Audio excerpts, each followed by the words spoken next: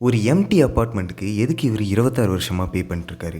1999 ஜப்பானில் சட்டோரு டகபாங்கிறவர் ஒர்க் முடிச்சுட்டு நைட்டு வீட்டுக்கு வந்து பார்க்கும்போது அவரோட ஒய்ஃப் அவங்க அப்பார்ட்மெண்ட்டில் மர்டர் பண்ணப்பட்டிருந்தாங்க. போலீஸ் வந்தாங்க, அந்த இடத்த ஃபுல்லாக எக்ஸாமின் பண்ணாங்க. பட் அப்போ பெருசாக டெக்னாலஜி எதுவும் இல்லாததுனால அவங்களால கில்லரை கண்டுபிடிக்க முடியல. பட் சட்டோருனால விட்டு கொடுக்கவே முடியல. இப்போ கில்லரை கண்டுபிடிக்க முடியலனாலும் ஃப்யூச்சரில் கண்டிப்பாக டெக்னாலஜிஸ் இம்ப்ரூவ் ஆகும்னு அவரோட ஒய்ஃப் இறந்து போன அந்த அப்பார்ட்மெண்ட்டை க்ளீன் கூட பண்ணாமல் அப்படியே லாக் பண்ணுறாரு. அடுத்த 26 வருஷத்துக்கு அந்த அப்பார்ட்மெண்ட்டுக்கு ரெண்ட் பே பண்ணிருக்காரு. அண்ட் 2025 ஃபைனலாக அந்த அப்பார்ட்மெண்ட்டை திறக்கிறாங்க. மறுபடியும் அந்த அப்பார்ட்மெண்ட்டை ரீஎக்ஸாமின் பண்ணப்போ அவங்களுக்கு டிஎன்ஏ எவிடன்ஸ் கிடைக்குது.